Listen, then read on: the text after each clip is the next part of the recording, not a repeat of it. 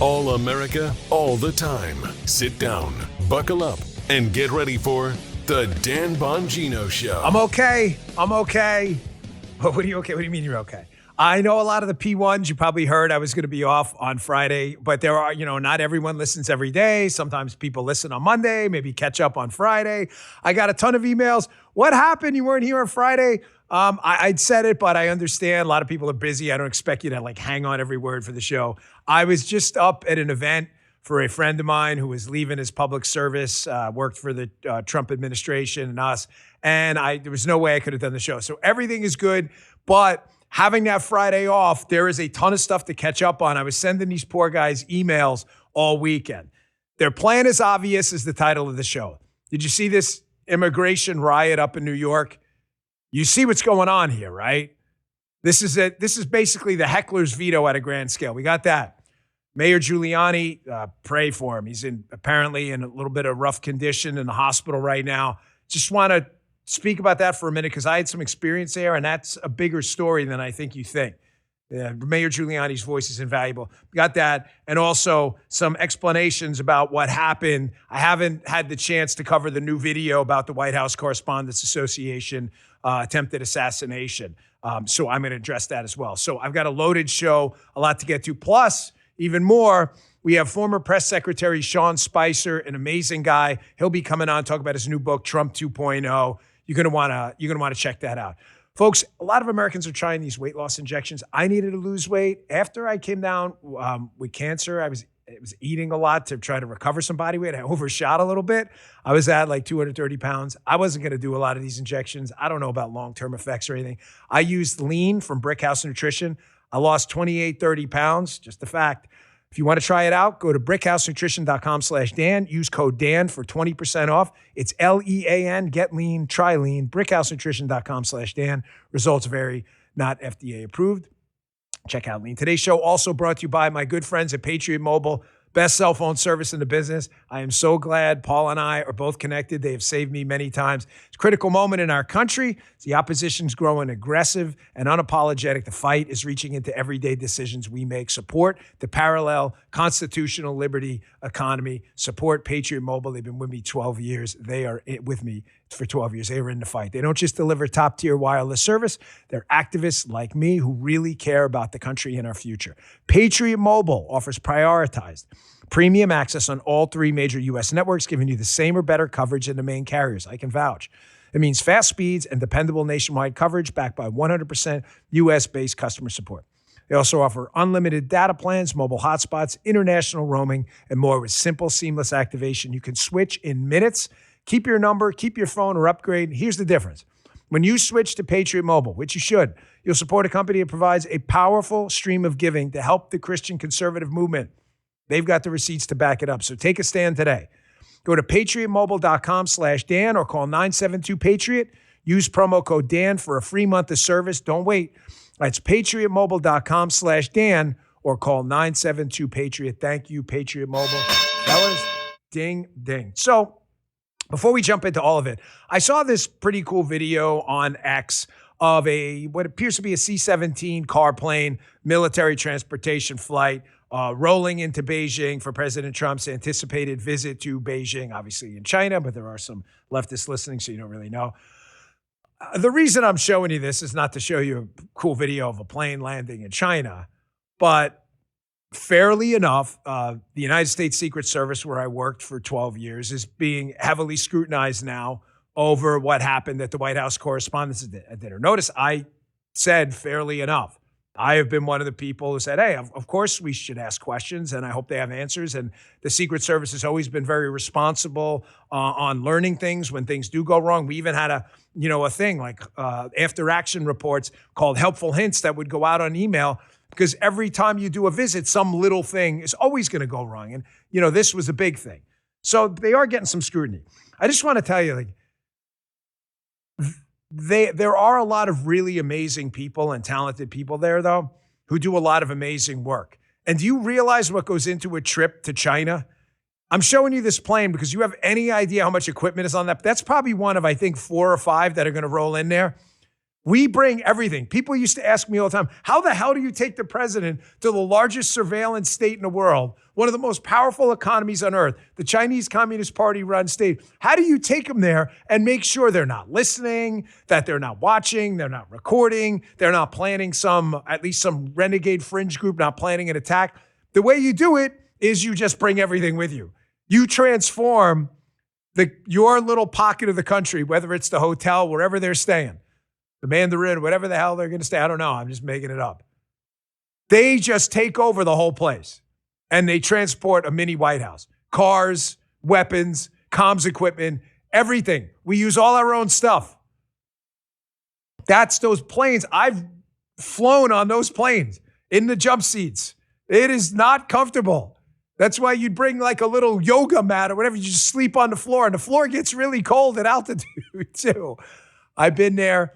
These guys, they do a lot of good work. So you got to take the good with the bad. You don't want to throw the baby out with the bathwater. Thank you to all the men and women there who do serve and keep the president safe. But the old adage we used to have in the Secret Service is, no one ever thanks you for the president getting home safe. And it's okay. That's the job. That's a job.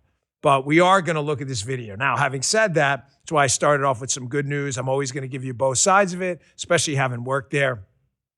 But I can't let loyalty get in the way of some, of the news cycle. We have to be objective. Before I get to that, if I don't mention this, I think the guys inside, will be a mutiny. They'll be like, organize a union. They'll start striking or whatever, which is, you can do that. That's fine, whatever. It's May the 4th. Guy had to put out these little oh no. Come on. They got me in the Obi-Wan attire now too.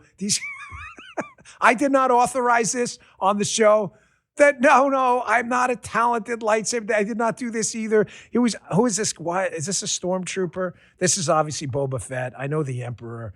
And then we got the white stormtrooper here too. Oh no, it's going to be some like SPLC thing. Maybe they'll invade the studio. There's a black and a white stormtrooper. I'm sure this will become an SPLC event coming up soon. So it is May the 4th. It's like a Star Wars international holiday. So to all the Star Wars fans in the chat, very nice guys. I am not nearly that good looking, so I appreciate it all. If you're missing this, go to Rumble and you'll see what I mean on Apple and Spotify. Getting back to the serious stuff. The Secret Service, their job at a site is to mitigate threats from what I would call the big six. There are a ton of threats, but the big six you have to prioritize. A tactical assault, a medical emergency, a chem bio attack, an IED or VBIED, an airborne attack, planes, drones, whatever it may be. And then I put the F in there as fire, earthquakes, like geologic type stuff. Those are the big six. You have to have an A to Z plan for all of those big six. Now, there's an argument to be made that the president was evacuated safely at the correspondents' dinner and that the inner perimeter held. But I think there's very little doubt that we have to rethink how we do the middle perimeter, including serpentines, slowing down. You shouldn't allow people to run up on you like that, because if there were people following through, say there were 10 or 30 members of an attack team, this would have been a lot different. So I know they're going to learn from this, but this came out this past week, and I didn't get to comment on it because I was off on Friday. It's video of one of the Secret Service canines, and it looks like you'll see the subject walking through the doorway there, Cole Allen, and you'll see the dog following through the doorway and then comes back out. Now, I know there was a lot of speculation on Twitter or elsewhere, and to be fair, the dog walks out of the then you'll see the subject, Cole Allen, run through the door, and obviously you know the rest. So you see him walk through. Again, keep this running on VO if you could, just for a minute or two. You see, and I don't know what the dog does there. He's out of the frame for about a second or two and then comes back in. I was not a canine handler. However, we worked with the canine handler units all the time. We had to be intimately familiar as lead advance agents. I was one of them on how they work. There was some speculation that the dog may have been interested in the ammunition and the gunpowder. That is not typically the case. They are around ammunition and gunpowder all the time. They're perfectly capable, of course, of sniffing out this stuff, but they don't typically alert to that. I think what happened here, and any canine handler in the chat, you are free to jump in. However, again, just given my experience working with them, there's a lot of airflow that comes in through doorways and hallways. Did the subject have some residue on him from handling something? Maybe. Did the subject alert the dog for other reasons? Was it some kind of pheromones he was giving off? I don't know. The dog is interested, but it could just be the doorway. I'm not telling you that this wasn't, obviously the subject should have alerted folks, and there probably should have been some kind of a response here earlier. I'm just telling you, like, I see a lot of the internet speculation, and the dog does, I'm not going to say what it is, obviously, but a canine dog is trained to do a very specific thing if it senses something like an explosive. And the dog, from what we see in the video, does not do that thing. I'm just going to make this up with it because I don't want to tell you what it is. And you may probably already know. It's probably not classified, but it's still, I don't want to put it out there. Say the dog would, whatever, wags its tail 20 times in this direction. You don't see that happen. It's a lot simpler than that. But you don't see that happen. So I'm just putting information out there. This will be scrutinized. Obviously, the Secret Service director's on it. They're looking at it now. Here's another thing that came out this past week I didn't get to comment on. Judge Jeanine Pirro has the case out of D.C. She's the D.C. United States Attorney. Her office released some video of the subject in the case. You can see in some of this stuff, he appears to be casing out the location in advance. Looking at this, this is a good argument for what I had discussed when this happened. A week and a half, 2 weeks ago now? Time just flies by. You see him now, the subject walking by, giving a little nod to people, walking down the hallway, clearly casing out what was around. And he goes in the gym, looking around in the gym. Was he looking for a place to change, to put together the firearm? I guess we'll find that out during the trial or during some of the documents. However, my point on this is that both the hotels and the private entities that we use and Secret Service are going to have to expand their personnel dramatically when a presidential visit comes. And they're going to have to expand the counter-surveillance footprint. The counter-surveillance footprint is meant to counter surveillance like this. This guy's surveilling the scene. That's what he's doing. And the Secret Service has teams, but their manpower is not great. They just don't have a ton of resources. And you know me, I'm not a throw money at it guy problem. However, this is a resource problem. There's simply no doubt about it. They just don't have enough people. If you had people out there in advance in some undercover capacity roaming the hallways, this guy may have at a minimum alerted some people who would have been like, hey, what's this guy roaming around the gym for? What's he doing? Suspiciously looking around, asking questions. Just an idea. Again, Monday morning quarterbacks, everybody can be one, but I feel like it's a responsible thing to do to both celebrate the work, but also discuss how it can improve and get better. A little bit, and you see, of course, obviously the magnetometer is coming down early. I hope that changes. I think we're going to have to now, when the president is off premises, that's when the magnetometer comes down. They'll probably say, well, we had another one. I get it. I understand. I'm just saying I think that's probably going to change for the future. Because also, remember, it's not just that the other magnetometer is down. It's that it distracts certain personnel who are busy taking down the magnetometers. You can see you got two guys who got to box it up. Those could have been two more people out there. So I think that part is definitely going to change moving forward. Having said that, the president President Trump, well, I will never forget after Butler, he's obviously shot in the ear, millimeters from being murdered and assassinated on live television. I mean, I can't even imagine what happened if he doesn't turn his head. No, I don't even want to think about it. I spoke to him, I think it was 2 days later at the RNC. It may have been the next day. Forgive me, I don't remember the date. It was about something completely different. But I had to call him. I really was hesitant. The guy had just been shot in the ear. I promise you, though, I'd never abused the privilege. I've called him rarely, but I had to speak to him. He brought this up like nothing had happened. When I tell you, this guy is as cool as the other side of it, like a satin pillow, I am not messing with you. He gets shot in the ear. He has this existential life crisis where 1 millimeter in either direction and he's dead. And he mentioned it like, oh, yeah, man, thankfully turned my head. No big deal. What else you got? That was it. I only bring that up because you had another assassination attempt. He's in the Oval Office and a reporter asks him about wearing body armor. And this is just classic President Trump. Here's President Trump's answer. Check this out. Is there talks about you potentially wearing a bulletproof vest moving forward, given you have now been shot at? I don't know if I can handle looking 20 pounds heavier. These guys, they look so good. Some of these guys are physical specimens. Some of these guys are trouble. I don't want to be near him. How do you not love this guy? How does he keep getting elected? That's how. People want to like politicians. This guy's got to be the most likable guy if you're not a left-wing lunatic. He's just hilarious. I don't want to look at it again anyway. Great point, by the way, in the chat. Arctic Connor.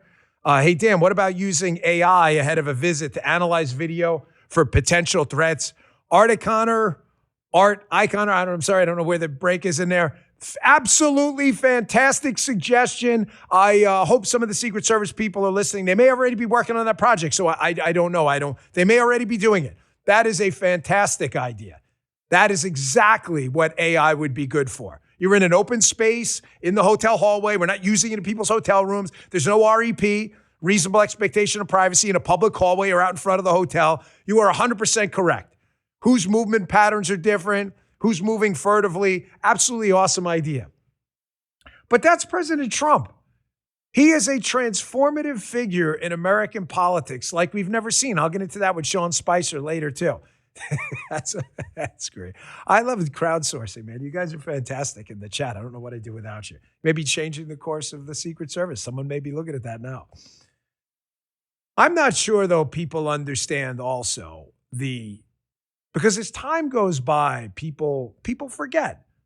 I mean, think about it, right? About political figures. They just do. One of the most transformative political figures in American history is a president. I'm absolutely sure if you were to ask 1,000 people, a good chunk of them have no idea who he is. They're probably mostly libs because you conservatives read up in your stuff. However, James Polk. You're like, James Polk? No, I'm not kidding. James Polk, like, the entire western portion of the United States would probably be different if it wasn't for Polk. And yet, he's almost never spoken about, ever. People just forget over time. I got this friend one time. He asked me about stuff. It's like legacies. Like, you make legacy my ass. He's like, 2 generations from now, I won't even remember your name. He's probably right. Live your life, enjoy yourself, do the right thing. Legacy now, just do the right thing.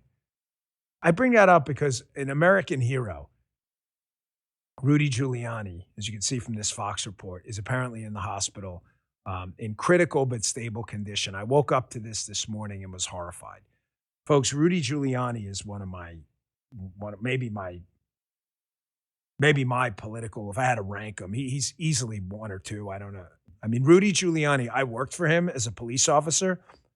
I didn't work for him directly. I mean, he was the mayor. I mean, he wasn't talking to me. Hey, Dan, I was a rookie cop. I'm going to tell you something. It was one of the greatest honors of my lifetime. I'm not sure you understand how transformative a figure he was, folks. He had that Trumpian attitude where, like, we're just going to come in here and break stuff and fix it and make it even better. And nobody knew what to do with him. By the way, New York City media, Al Sharpton and others, accused Rudy Giuliani of the exact same things they're accusing President Trump of: fascist, Nazi, racist, all that shit. It was all over the New York City media every single day. Giuliani's approach that without public safety, you have nothing. You have nothing. If people aren't safe to do business, there's no business. If people aren't safe to send their kids to school, they won't go to school. If people aren't safe to open a supermarket, the supermarket won't open and people won't eat. That's it. He comes in there, implements broken windows policing with William Bratton and Jack Maple, who was the first deputy commissioner of the NYPD, where they said, no, we're not going to let you pee in the street. We're not going to let you, like, out there, in disorderly conduct, harassing people on it. We're not going to let you jump the turnstile. We're not letting that happen. That stuff was all overlooked. He came in there, transformed the whole city by saying the little stuff is the big stuff. Weird. President Trump and his FBI and DOJ and his DEA and his U.S. Marshals, it wasn't just us, implemented the exact same approach. I talked about it on Sean Hannity's podcast, which is close to 1 million views now. Oh man, thank you guys. I did not put this in the show. Oh, that's a really great picture. There's Rudy Giuliani and me at the 9/11 memorial. The day after with Charlie there. Gosh, what a great picture. I was just telling him, look at that smile on his face. That's really cool, guys. I'm glad you found that. I didn't even realize that was out there. Can you send that to Paula? I need that. Yeah, I need that. I told him what an honor it was to work for him. Oh, there he was on the podcast. Mr. Mayor, I really hope you pull through. I mean, this New York City and the model of this country is I'm telling you right now, this country's in a far different place because of you. Everything we did at the FBI, and I appreciate the very nice tweet by Director Patel, who's fantastic, but Director Patel and I will both tell you, without the model Rudy Giuliani set in New York of broken windows, none of that ever happens. I want to remind you, too, after 9/11, at the end, towards the end of his second term, the end, Rudy Giuliani could have been taken to a bunker as 9/11's happening. I remember 9/11 vividly. I was a young agent. I was only out of training a couple of years, or a year, actually. Rudy Giuliani stayed down there, and this is what real leadership looks like. Here's a reminder of what it looked like on 9/11 with the great Rudy Giuliani. Check this out. So people should remain calm. They should remain where they are, except if they are in southern Manhattan. If you're below Canal Street, you should walk out of southern Manhattan and walk north, as these people are doing right here. That's cool. Do you know anything cool? Do you know anything about immigration? Yes. All that we know right now is that 2 airplanes struck the 2 large towers of the World Trade Center. We spoke to the White House. There also apparently was an attack on the Pentagon. We asked that the airspace around the city of New York be sealed by military aircraft. We've been informed that it has been, and we've seen military aircraft up in the air. So we're hopeful that right now things are secure. We need all of the open space we can get to evacuate people, to get people out, and we're going to have to move now and go north. So I can't thank you enough, Mr. Mayor. I really can't. Keep hitting my microphone there. Guy was amazing to work for. And let me throw one more thing in there because I want to contrast this with the news going on right now with a guy on the other end of the spectrum, the pathetic, revolting Mayor Zoran Mamdani, who is the exact opposite of leadership. This guy is totally full of shit. You want to watch the city deteriorate? Good, you're watching it right now. I don't. I grew up there. I love New York City. New York City, I love you. You were my home. I was born there. I was raised there. My wife, when she left Columbia, she was there she lived in the Bronx. She lived in Queens. We are New Yorkers. What are you doing in this great city? Giuliani showed you the way, man. Now you see this. I'm going to show you this Fox report here in a minute.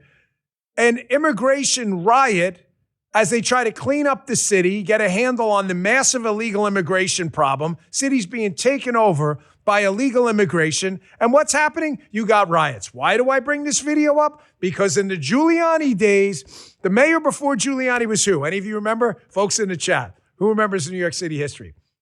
David Dinkins. Dinkins was like a communist himself. He was like the pre-Mamdani. He was so bad they called him Stinkins. Giuliani beats Dinkins. He loses to him the first time, beats him the second time. David Dinkins, when there was a riot going on in New York, is alleged to have been like, let them kind of blow off some steam kind of thing. Giuliani took a different approach to rioting in New York City. You know what his approach was? What do we do with the first guy who throws a rock? We arrest him. What about the second guy? You arrest him too. What about the third guy? There is no third guy because you've arrested the first 2 throwing rocks. That's why Giuliani had the whole riot situation contained. He's like, we ain't having that shit in my city. No way. I don't care what the damn media says. Now you see this in New York where the place, folks, it took decades for Giuliani, decades of damage for Giuliani to fix, and it can just be dismantled in minutes with Mamdani. Look at this crap. You see this? This is just insane. You're going to see this all over New York City because this is their plan. This is why I titled the show this. Their plan is to dismantle broken windows policing, public safety, civil, controlling any kind of civil disorder. They're going to throw this all out the window. And it can be dismantled so quickly because I lived through it. It took Rudy Giuliani 8 years to get the city. It was back quickly to like sanity, but to get it back to flourishing took a long time. This guy's going to rip this thing apart. You believe this? The answer is you better, because it's happening right now. So I'll say again, the power of prayer is magical. Say a prayer for one of the political heroes of our generation, the great Mayor Rudolph Giuliani. Love you, man. A lot of man-panion love right there. All right, I'm going to take a quick break here. I'm going to show you what's going on at DOJ because this is really important, ladies and gentlemen. There's a very important post for the Nothing is Happening Doomers. Again, the transformation is happening. It's going to take time, but it's not going to take a perpetual amount of time. It's already in the middle to middle end stages, even after a year. And it's going to pay massive dividends. So much so, the New York Times is whining about it in a tweet. What is it? Stay tuned. I'll get to it in a second. Hey, one of the most beautiful moments of the year is sharing life-changing news. Well, maybe you've seen it. A family gathered around the table. Someone stands up and says, next year, there'll be a brand new mom in our family. We have a very special experience going on in our studio. I will leave the names out of it. But it's so wonderful to watch every stage of life in the womb or else. That's what they are. They're stages of life. There's nothing like it.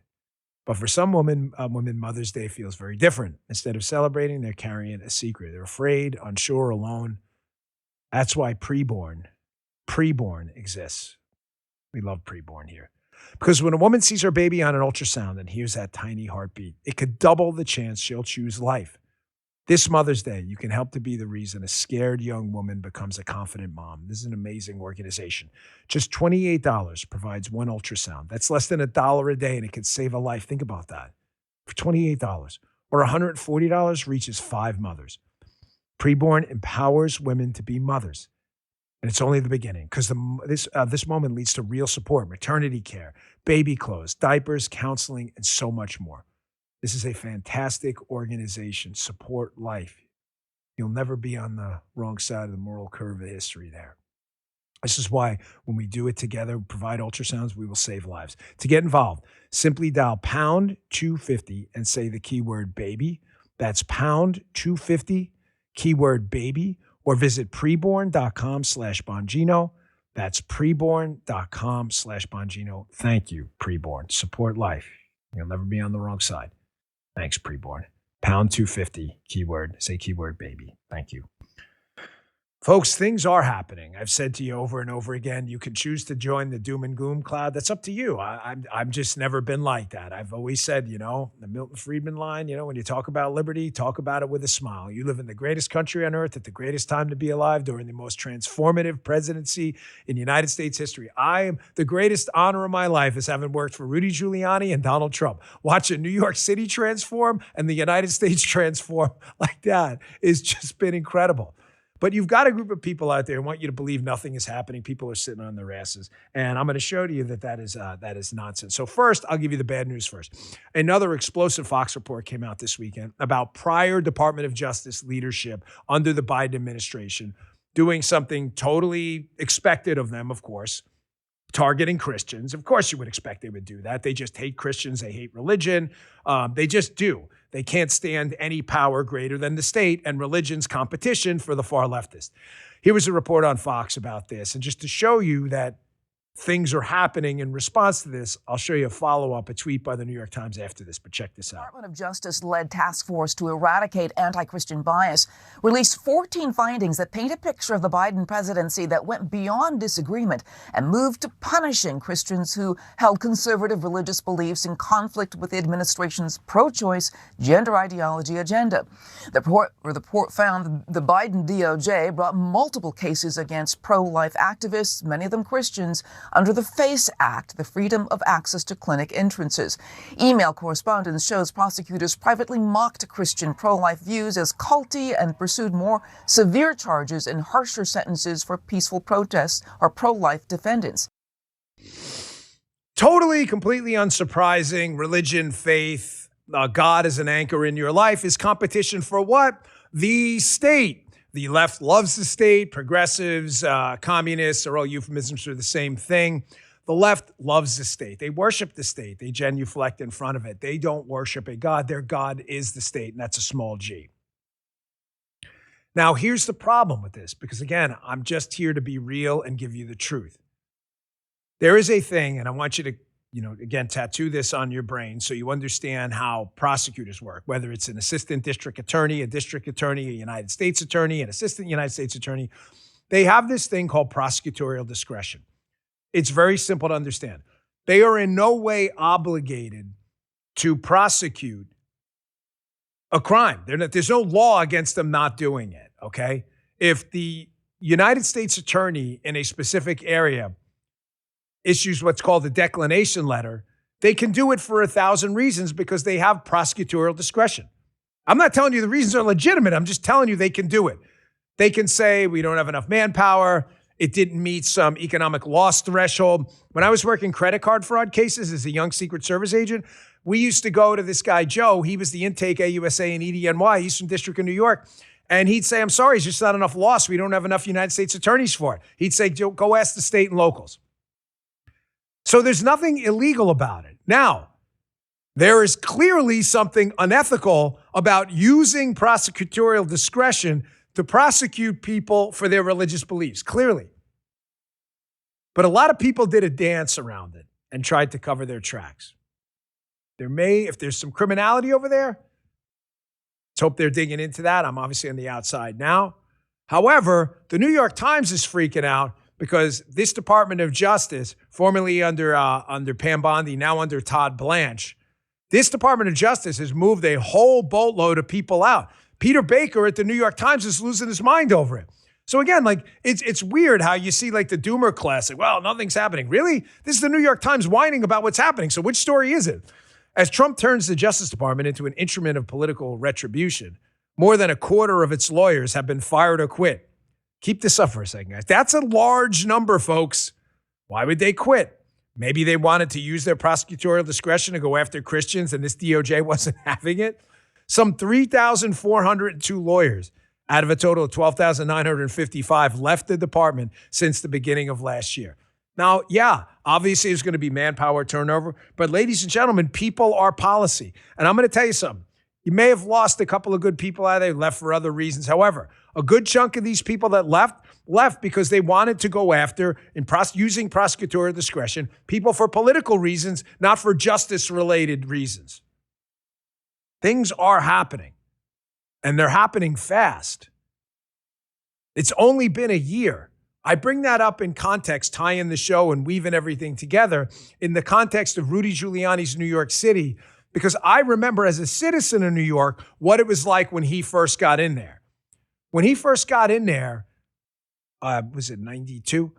The city was I'm sorry, folks, it was a total mess. It was an absolute disaster. They had something like 2,500 plus homicides a year. It was insane. The bond market had left. They went to London. It was just crazy. There was garbage everywhere, squeegee men trying to wash your windows. 8 years later, after this man's leadership, and he had to move a little slower because he had a Democrat city council and elsewhere, President Trump's been able to move quickly at kind of a lightning speed, even without the Senate, which we have, but we don't have a filibuster-proof majority. Still, he had to move slow, but it took him a long time, and the city was in a better place. I just don't want you to lose the big momentum for the midterms and fall into this doomer trap. Oh, nothing's happening. Yes, call for accountability. Ask the questions. We did it at the beginning of the show, but give a balanced perspective on this stuff as well. Or else all you're doing is alienating people on hyperbolic language. Nothing is happening. And if something happens, you just ignore it.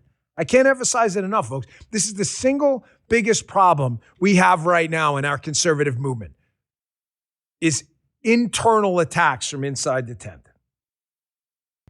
That's why, by the way, I am all in on nuking the filibuster. But before I get to that, there are still obstacles we're going to have to deal with in the justice system.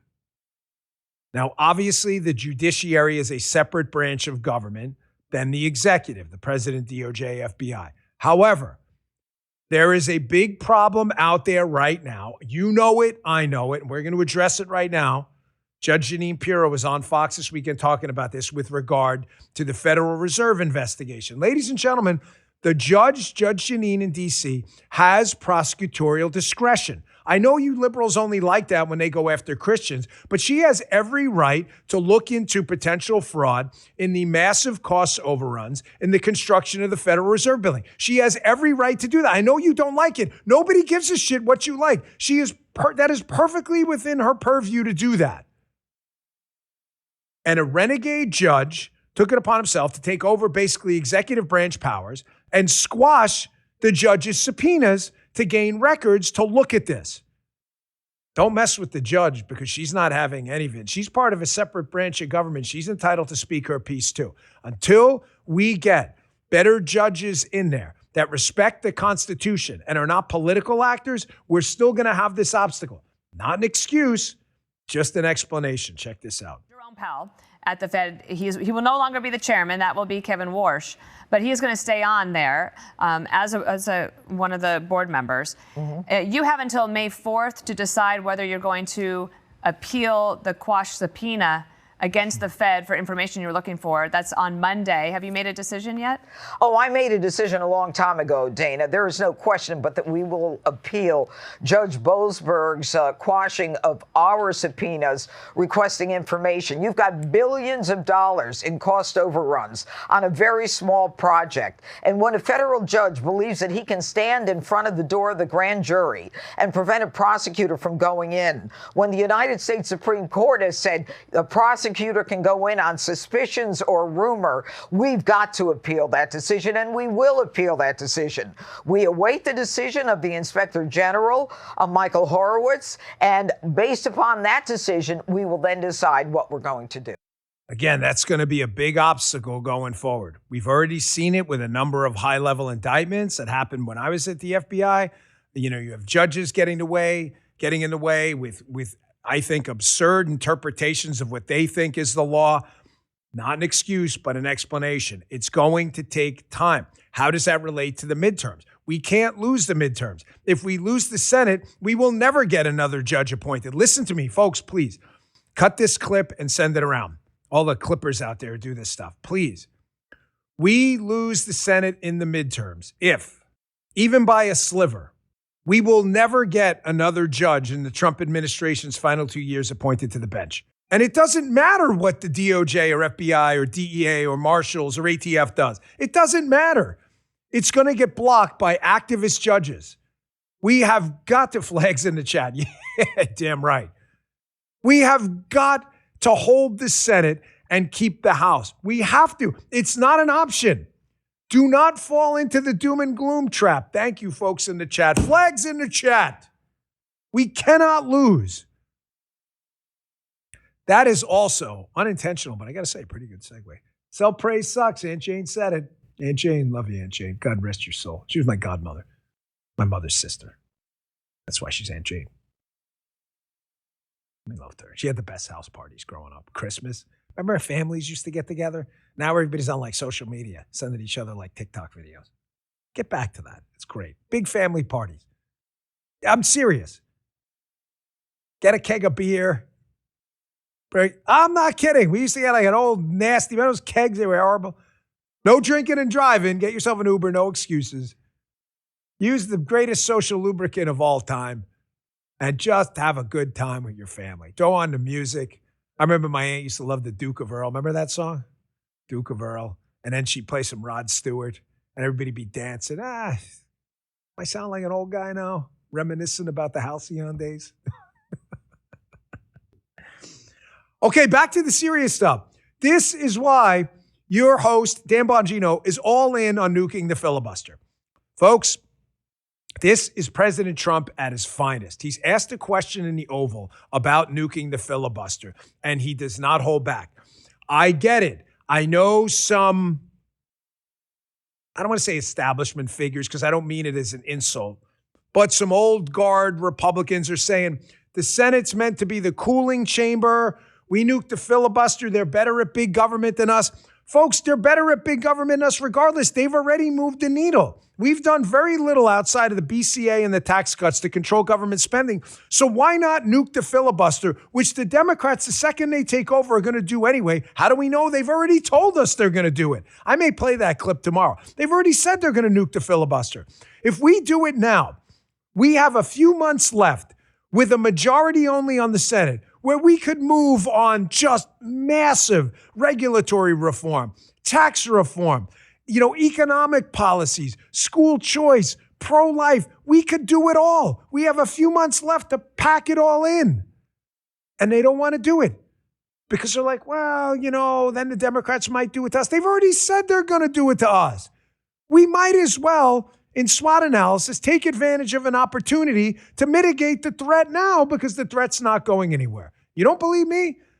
Listen to President Trump on it. Check this out. If the Democrats ever get a shot, which probably, based on history, sometime they will use it in the first minute of the first hour, and they will execute all of the bad things. 21 justices. They really like 21.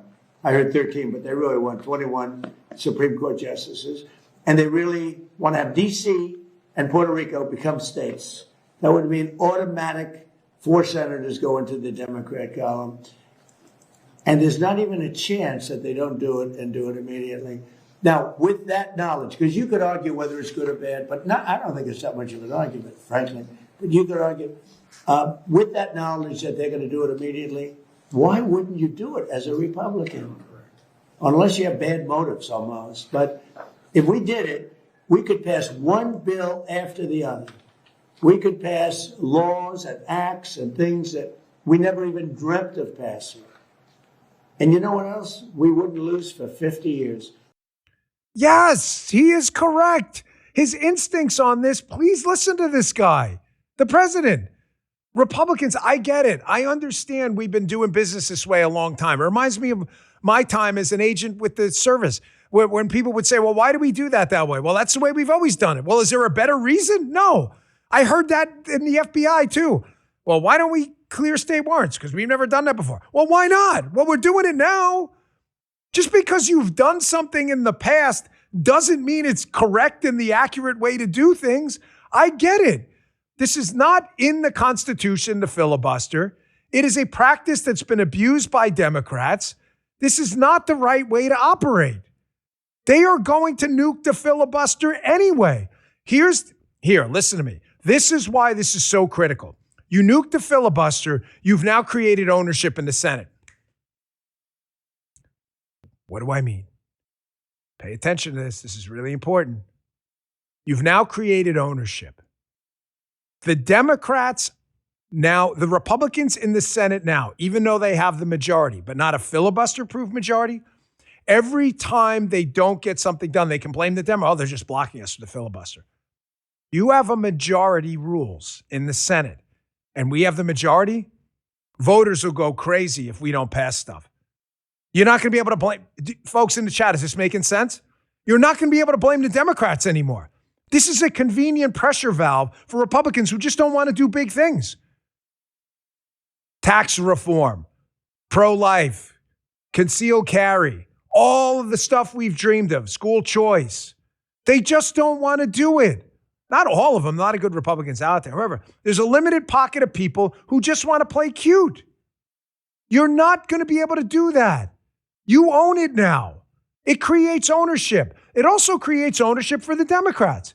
You want to go crazy and do crazy shit, defund the police and all this stuff? The country will collapse in a year or two. You guys will lose forever, just like Dinkins did in New York, because you'll own it. You're not going to be able to blame Republicans. Oh, Republicans blocked our agenda on the filibuster. So we would have done it. You're going to do it. You're doing it anyway. It is time to get rid of this relic. I'm sorry. I know there are different perspectives. Much respect to people who have them. There's a lot of smart people in the space who've given very good, logical, reasoned arguments. But what the hurdle they can't get past is the Democrats are likely going to do it anyway because they've already said so. If they do it and we lose the Senate, you'll remember this conversation and be like, we should have listened. And by the way, We better do it now while President Trump still has the initiative.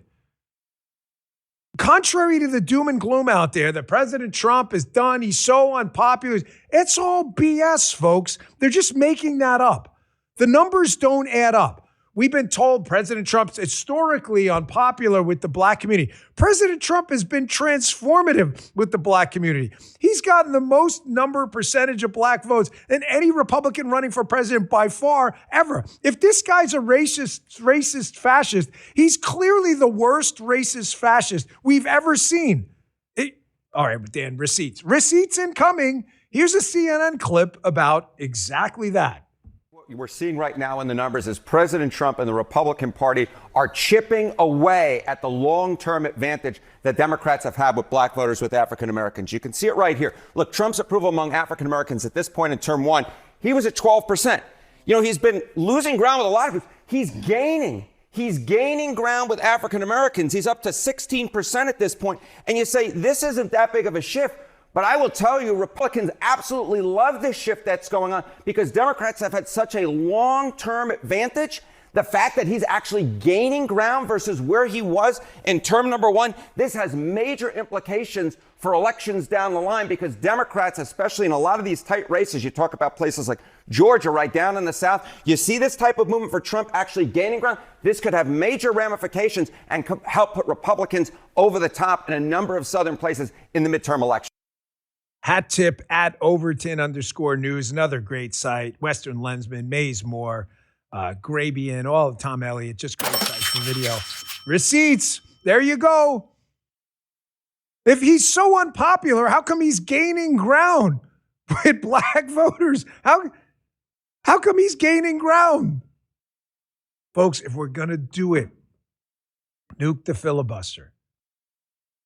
You gotta move. You gotta move your front lines in now. We don't have a lot of time.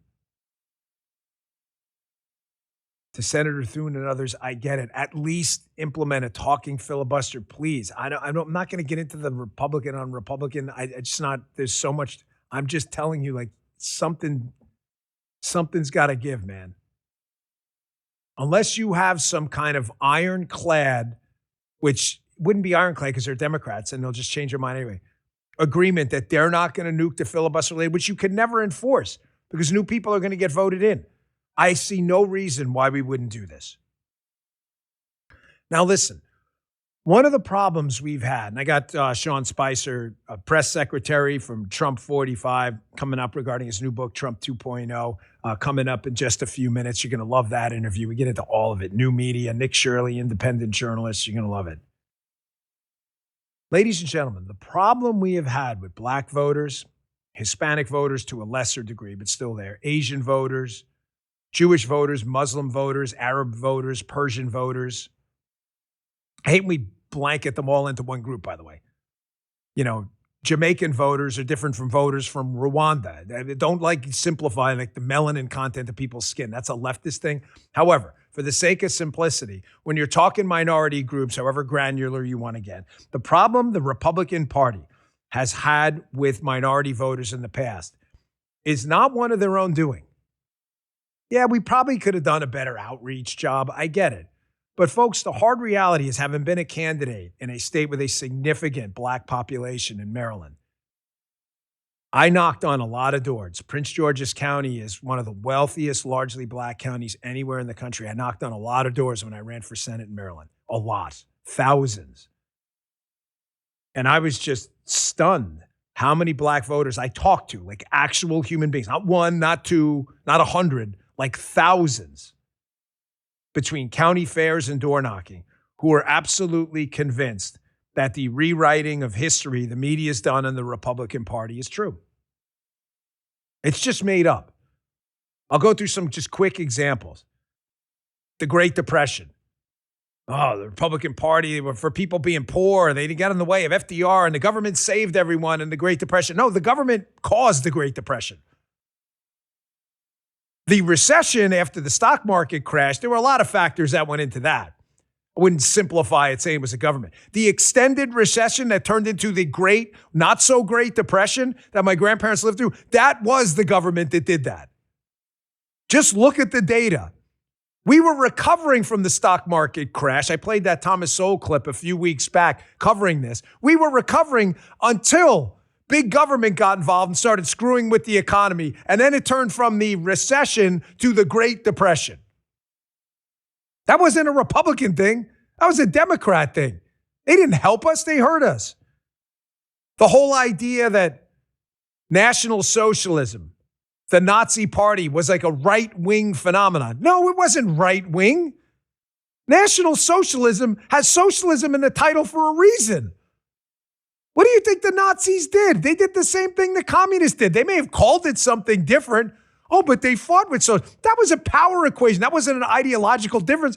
They both owned and took over the means of production for government purposes. Hitler, Mussolini, Stalin, all of them. National Socialism is a left-wing phenomenon. Concentrated state power, period. Anyone telling you otherwise is bullshitting you. The Civil Rights Movement. That was Republicans fighting against Democrats. Black voters have been told forever that there was some kind of like the civil rights we were fighting against those evil Republicans. Where did that happen? That's total bullshit. It was the Southern Democrats we were fighting. Republicans led the civil rights movement. It's like, are you serious? There's more. European socialism. You'll hear now, like, oh, European socialism now. They tell black voters, Hispanic voters, minorities, we need more of Europe in our lives. We need bigger government like the Europeans do it. The Europeans are poor. Look at you guys. Beat me to the punch. These guys are getting good. Who is that? Andy, who did that? I didn't even. Usually I got to give him the point. Joseph Sternberg, Wall Street Journal. What happens when Europeans find out how poor they are? Folks, this is real, like real numbers. The widening gap between American and European prosperity is among the most important facts of the global economy. Listen to this. For all those Democrats telling minority voters and elsewhere, we want to be more like Europe. You sure? The clearest manifestation is the chasm in per capita gross domestic product. $94,400 in the United States, according to the International Monetary Fund, not some right-wing organization, by the way, compared with $65,300 in Germany, $61,000 in the UK, and $52,000 in France. Ladies and gentlemen, we have almost double the per capita GDP than France. And then when you ask Europeans, where would you fit in if you tiered yourself amongst the 50 states? Where do you tier yourself as Europeans in rankings? Like, who are you in front of and who are you behind amongst the 50 United States? Most of them will tell you, this was an actual poll. They'll say, oh, we're probably just behind like New York and California. No. They're barely ahead of our poorest states. Barely. You have been lied to. And by the way, this isn't just minority voters. I'm just bringing this up in context of Trump has the initiative right now. He has unbelievable Hispanic, black support, which is going to help him move the needle. I'm just telling you, everything from the civil rights movement to the Depression, to National Socialism, to European socialism, you are being lied to.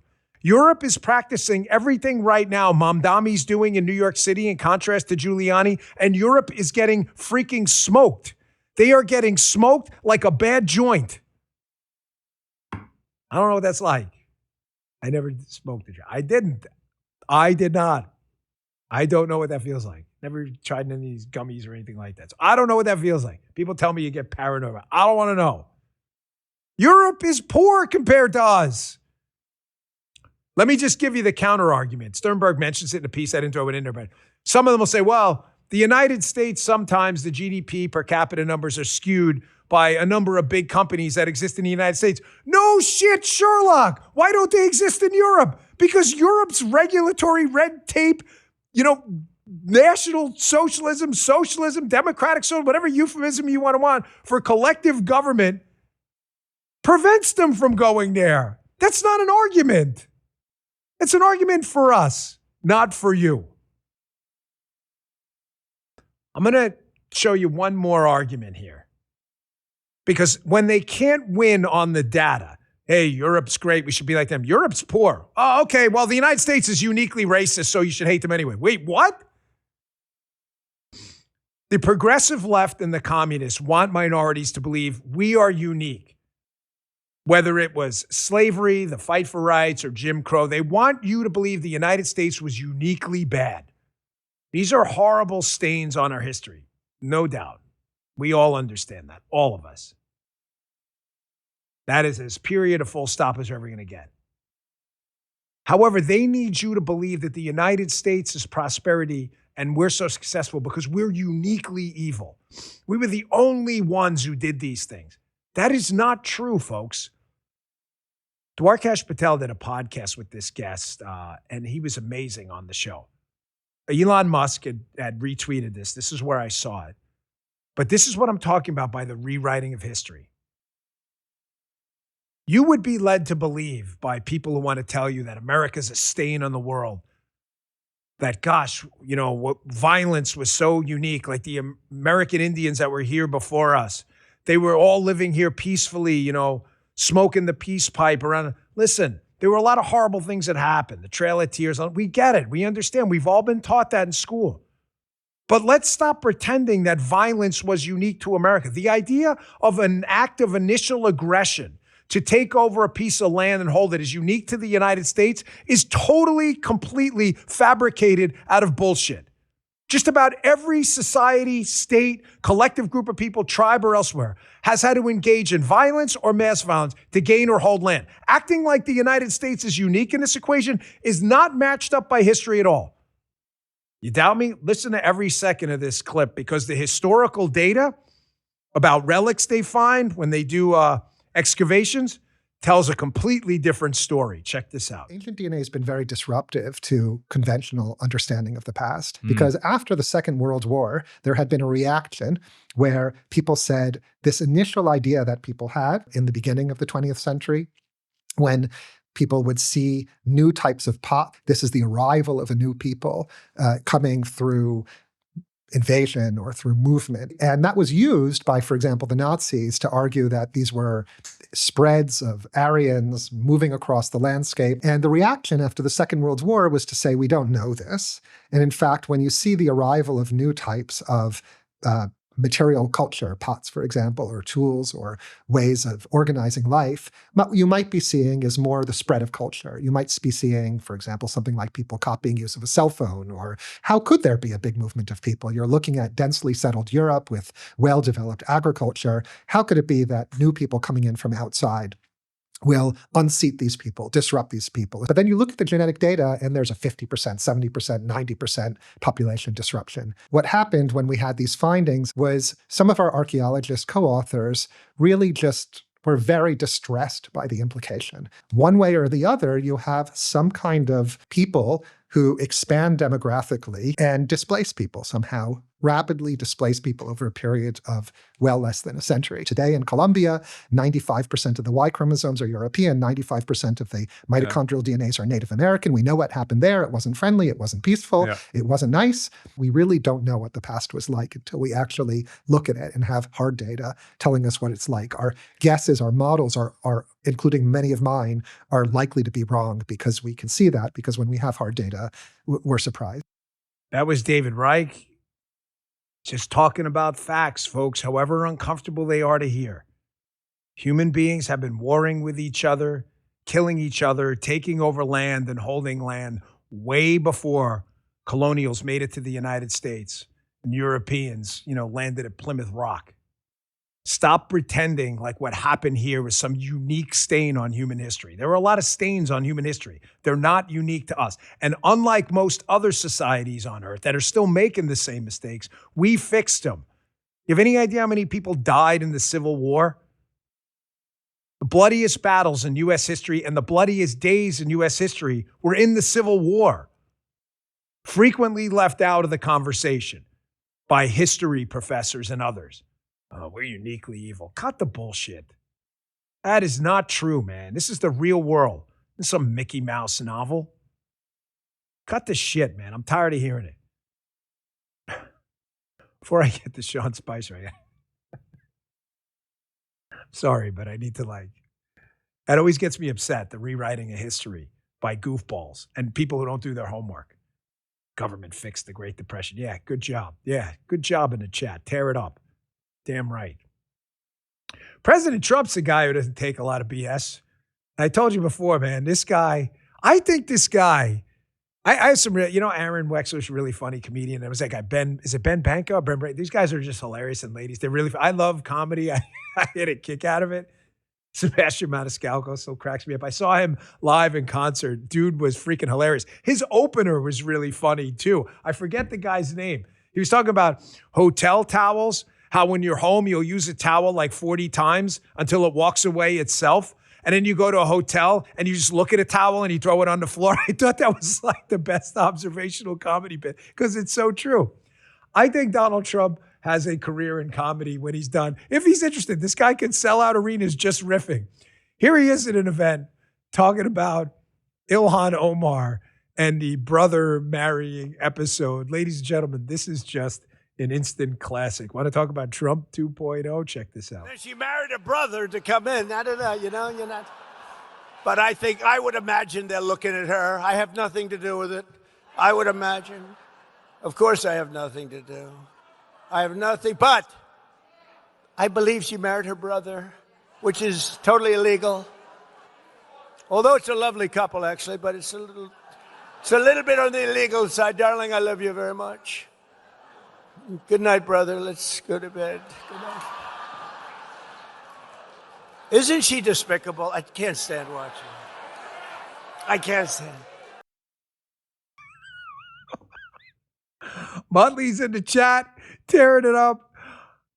The guys inside, I look over there, and these guys are always like paying attention to the show. Everybody's sitting there. We've heard this like 20 times because I played the clip, we cut the clip, we do a pre-show review, a pre-show review. We've seriously seen this 20 times. It's still, you got a guy in there with like 30 Muttleys. I've given up on the 5 Muttley limit. This guy, if he wanted to be a comedian, he could. The body armor line. Why is he so likable? Because he's got the je ne sais quoi. One thing the French is good at are the je ne sais quoi. What's the je ne sais quoi? I don't know. Some of you will get that joke. If I knew it, I'd bottle it. I'd write a book, 12 Steps to the Je ne sais quoi. The guy's just got it. Good night, brother. Good.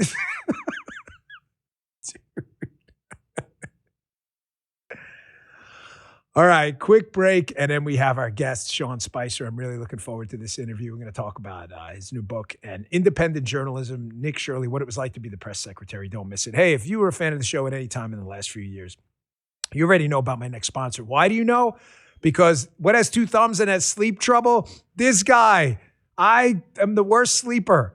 So when they initially came to us, Beam, B-E-A-M, a couple of years ago, I was like, let me give it a shot. Love this stuff. Talking about Beam. They have an amazing American-made Dream Powder. So glad to be back on the air. Glad to have Beam with you. You got to wake up feeling refreshed. The ultimate life hack. The ultimate life hack above anything else is good sleep. Beam Dream's been with me. I used to toss and turn all night, but now with Dream, I sleep through the night. I wake up ready, clear-headed, energized, ready to go. Dream has a powerful blend of all natural ingredients. And I encourage you, do your homework on this. You'll see what I mean. Reishi, magnesium, L-theanine, apigenin, and melatonin. They all work synergistically. Their best part, it tastes amazing. My longtime favorite is the brownie batter flavor. It's like a treat at night, especially when you don't eat a lot of sweets like that. I love it. Now I'm back with Beam. I'm so glad to be able to offer you the discount again. Go to shopbeam.com/Bongino. Use code Bongino, B-O-N-G-I-N-O, to get an exclusive offer of up to 40% off, 40, not 40. 40% off Beam's Dream Powder. Try my discount code Bongino, and you'll get their best-selling Dream Powder for 40% off. Show up strong. Get sleep back. It's the ultimate life hack. You probably don't even know how bad you're sleeping until you try it. Give it a shot. Do it with something made by Americans for Americans. Do it with Dream.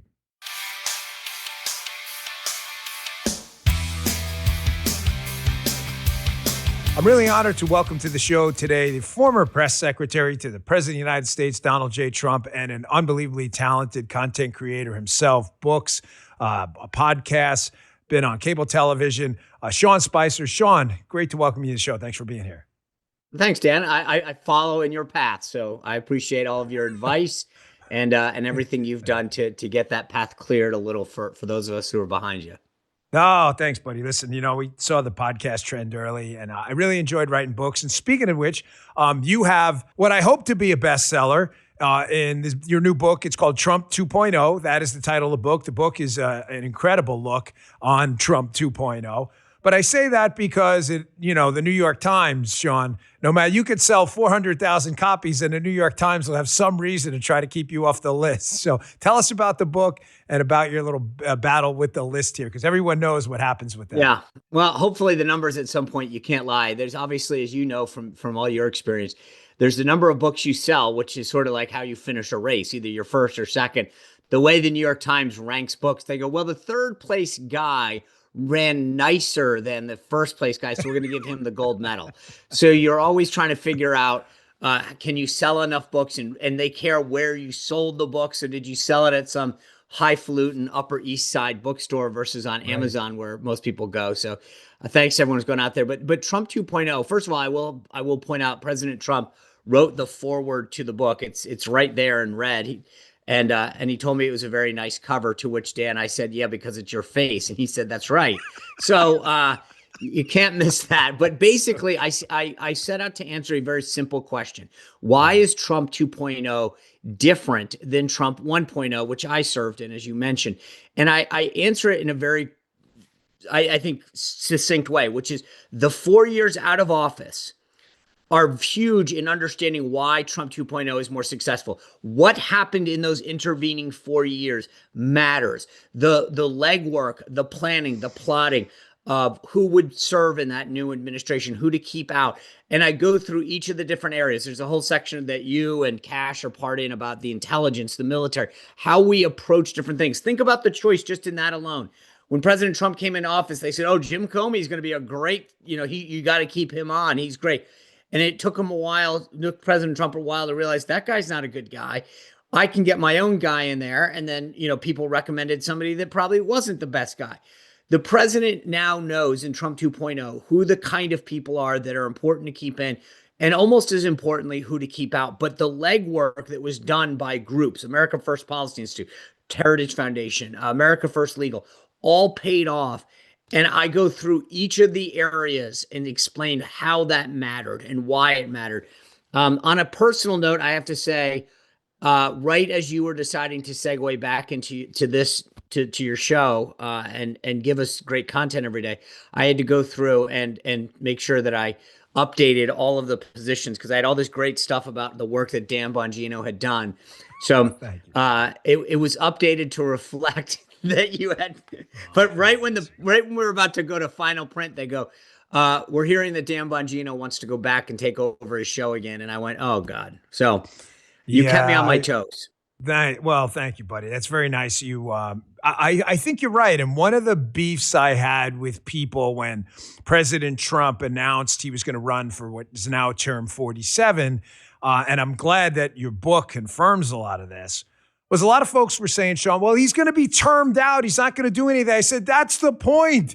He's learned all of these invaluable lessons, personnel, the bureaucracy, the swamp was coming for him, how the media operates. That's all gone. He's got it down. He's now starting at a 98 to get to 100, not a 70 to get to 100. And he has zero pressure for re-election at all. The case I made is I said, you're looking at this thing all wrong. And now your book documents at Trump 2.0.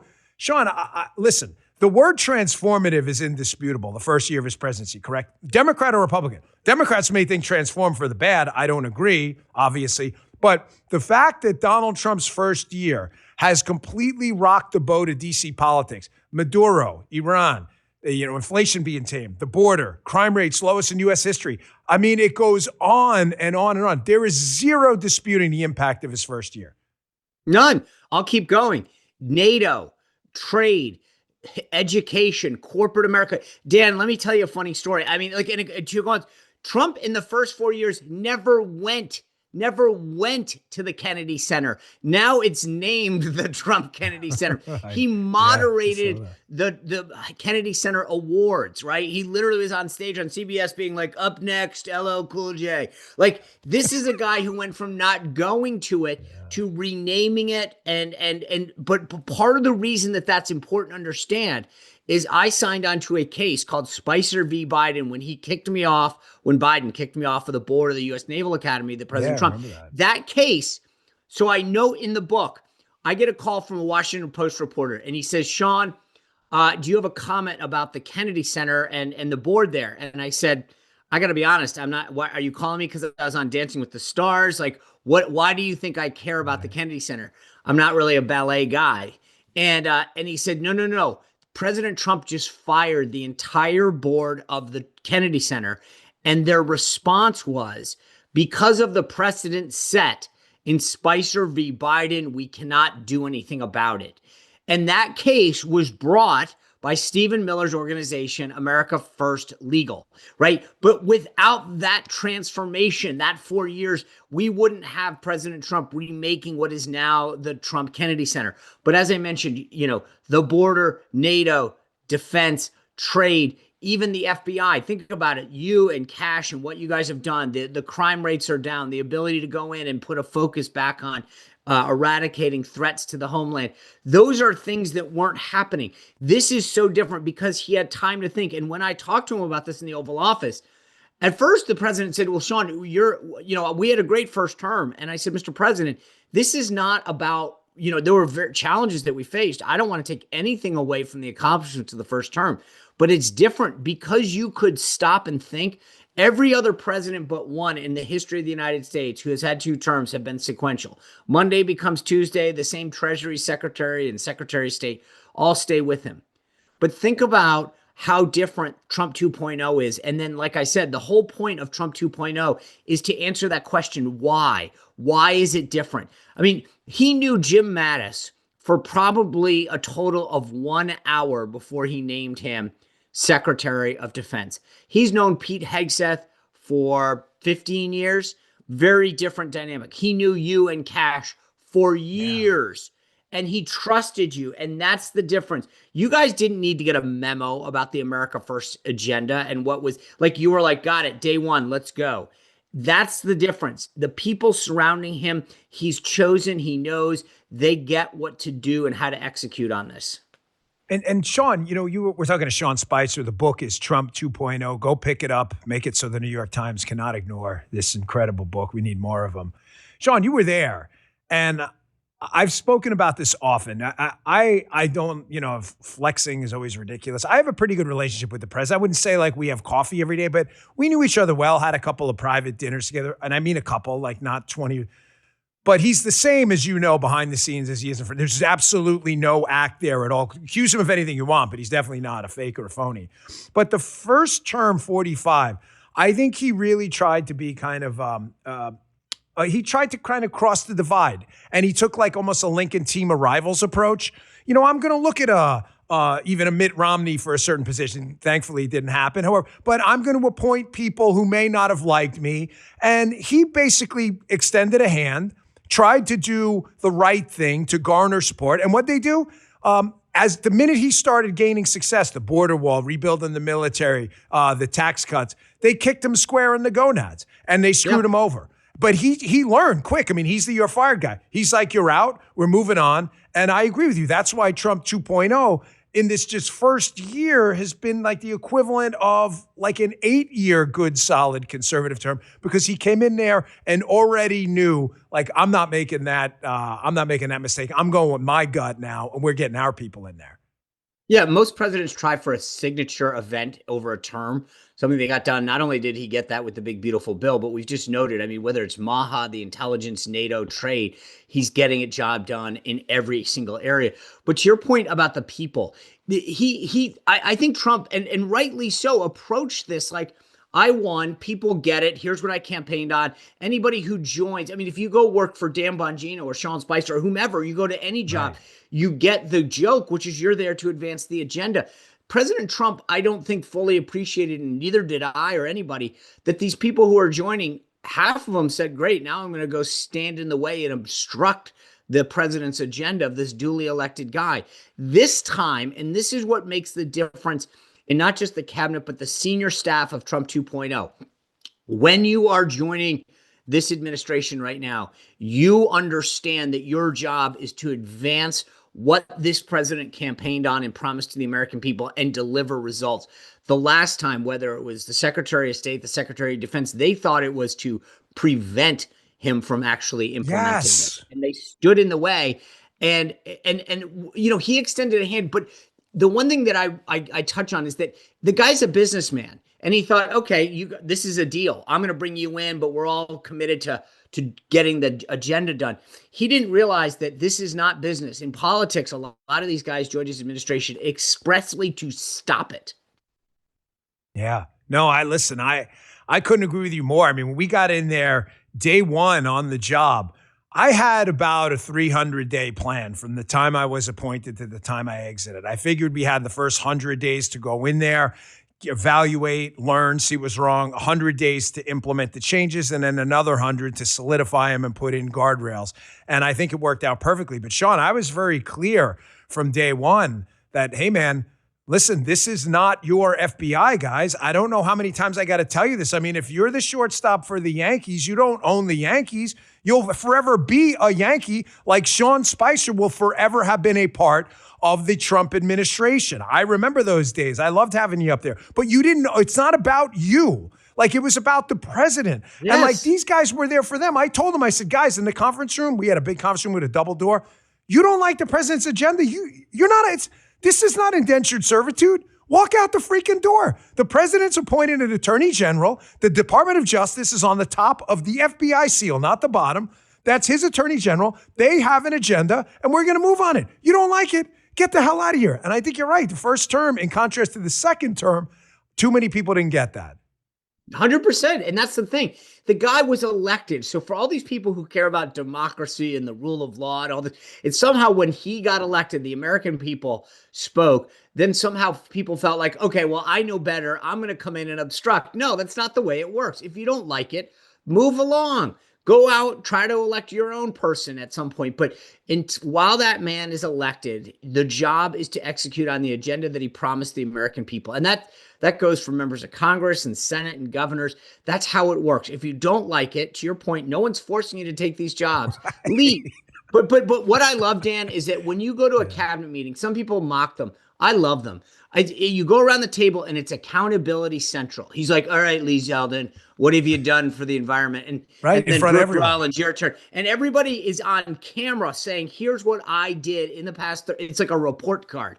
I love this because the biggest mistake that the media makes with respect to the people is they go, they're loyal. I'm like, okay, a dog can be loyal. What they are is disruptors. They are getting the job done. And I make the case in Trump 2.0, each one of these guys has got to be accountable to the president as to what have you done in your area to move the America First agenda forward and to further the promises that he made to the American people on the campaign trail.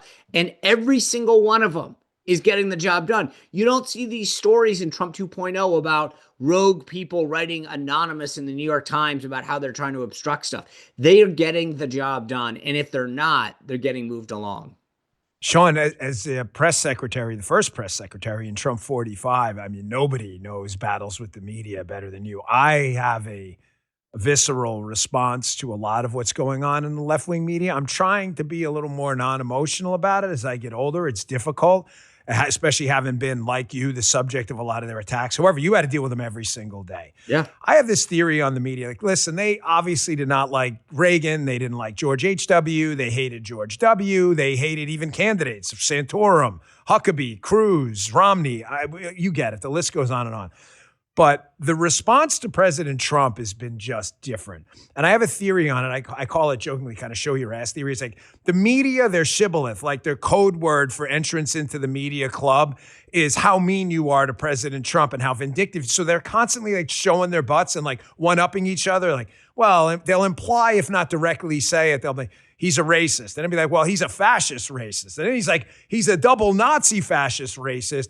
And it's really hard. Like some of your fights with the media were legendary, but it's really hard to get out facts and data. Like when you were lobbying for, the tax cuts and everything, when their response to everything is he's a racist, he's a fascist, it's just really difficult. And I think this is just a different media ecosystem. Well, there's three things I'd say in response to that. Absolutely right. They literally do. And I think part of it comes down to all of Washington. Why they don't like them is because every politician of both sides, the ones that you mentioned are Republicans, but equally of Democrats, the media loves to be loved. They want to be wanted and they want to be powerful. And so do all the lobbyists. And so power, as you know from your time here, everything is centers on power and proximity to power. And when the media don't feel like they're being loved and sucked up to, then they revolt because they're like, well, if you're not kissing our butt, then there's a problem. And so you're right. Reflexively, that's an issue. Number two, one of the things that's very different, I talk about this in the book, is that when I was there, I would look out from the podium and there might be two non-enemy faces, meaning they weren't always the nicest people, but they weren't there to kill me. Caroline, when she looks out, she has added a level of transparency and by inviting anybody who wants to cover the White House. When you go to a briefing there, there's everybody from, Turning Point USA and Lindell TV have a correspondent, the Daily Wire, the Daily Signal, the Daily Caller. We have a much broader ecosystem so that they can't be as dishonest as they were. They've added to the pool coverage of this.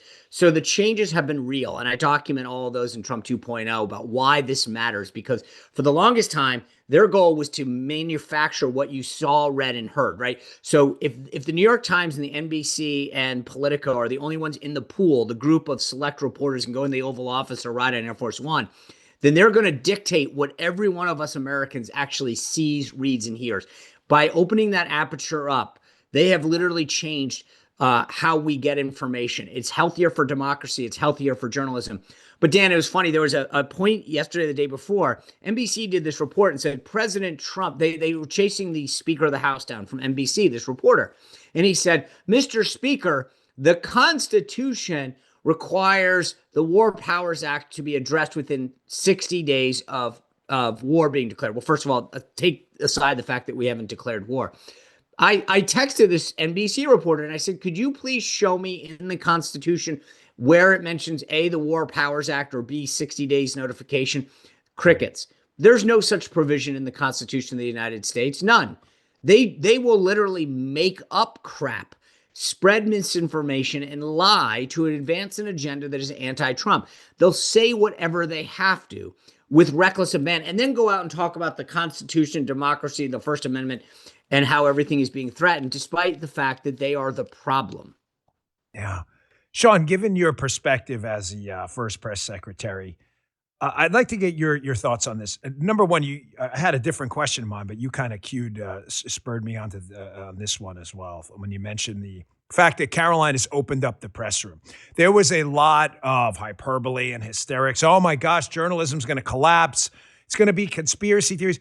These guys and ladies from the Daily Signal to Turning Point to Lindell TV and elsewhere, they've done a pretty darn good job. They've asked some pretty incredible questions. The Pentagon briefings too. So first, your thoughts on that. And then second, just kind of following nicely from that, Nick Shirley and the explosive growth, Savannah Hernandez of independent journalism, this is all making it really hard to maintain their message monopoly, the NBC, CBS, ABC thing from the Brokaw, Cronkite, Jennings days. You just can't keep the bullshit going anymore because people are just going to out you by going and filming outside the Leering Center.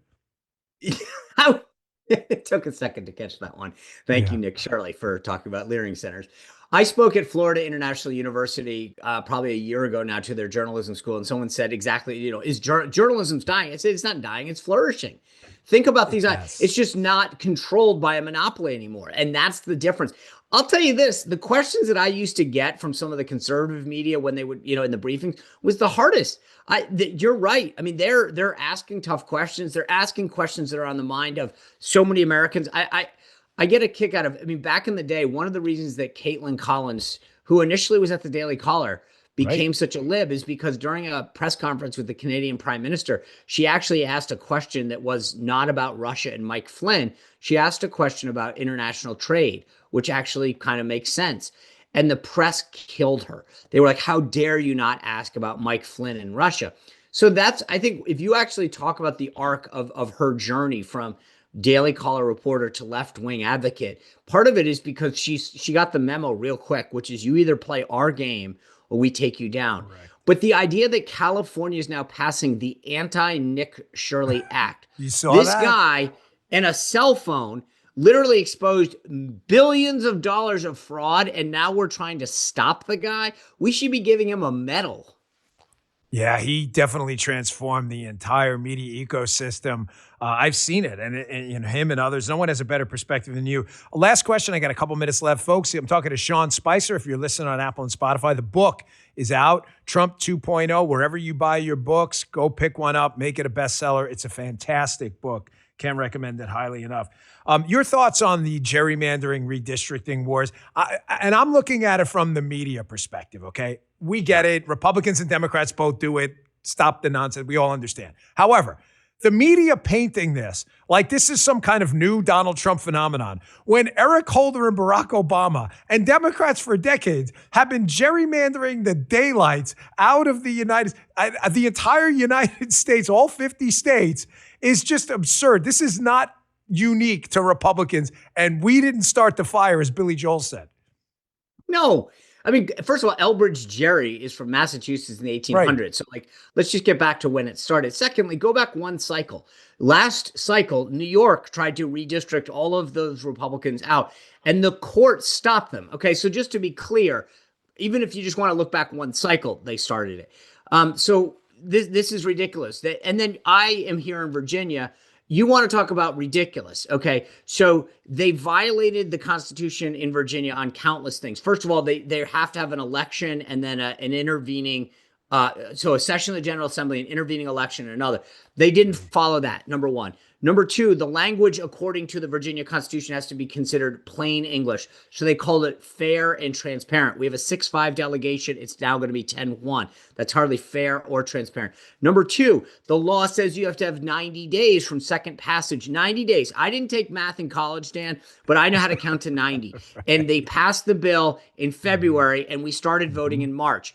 I can do the math on that. We didn't follow that. Then the other thing is that the Virginia Constitution says that all districts have to be compact. Clearly not the case. But no one gives a crap because it benefits Democrats, right? So everything that benefits them matters. Now, the last thing I'll just say on this is when all of these racially based districts were drawn, you notice that every single one of them, not just most, all of them benefit Democrats. Black Republicans win majority white districts. So Byron Donalds, Wesley Hunt, Burgess Owens in Utah, John James in Michigan, every single one of them. So when the court says that we don't need to do this anymore, you realize it's not about race. It's about the Democratic Party. I said this the other day. If Democrats want to, in their primaries, say that if you're a minority, we're going to help you, that's right. They have a right to do that within their party. But right now, the way that this was structured only benefited Democrats. That's why they cared. This had nothing to do with blacks or people of color. And by the way, they're now mixing in people of color. There's not a single person of color that's not black. There's no Latino. There's no Asian that has benefited from minority majority district ever. So the BS line on this is so ridiculous because they'll say whatever they have to. But when you dig beneath this and the surface and look at the facts, all this is a way for Democrats to get a free district. That's it. Full stop. That is, point about Byron Donalds and Burgess Owens. I ran in Byron Donalds' district, Naples, Bonita, Cape Coral. There is zero chance you're going to convince me these are largely minority. These are largely white and Hispanic voters voting for a qualified, smart, intelligent, conservative black man who's now running for governor. It's just such a sham argument. The book, folks, Trump 2.0. by the great Sean Spicer, who's always been such a great friend and a great public servant as well. Thanks for everything, buddy. We really appreciate you coming on. They're going to go pick up the book. Thanks, Sean. And thanks for your service, my friend. Thank you, sir. Appreciate that. There he was, folks. We're looking forward to that interview for a really long time. Please check out Haley at noon, rumble.com/Haley. What am I pointing to the guys for? Like they don't know Haley. Rumble.com/Vince to check out Vince Colonnese at 8 a.m. His show is exploding. He has the dominant force in 8 a.m. podcast. He owns that time slot, so check him out in the morning. Haley at noon. She's kicking butt, too. Really appreciate it. Please download the Rumble app. It is free. Or go to rumble.com/Bongino.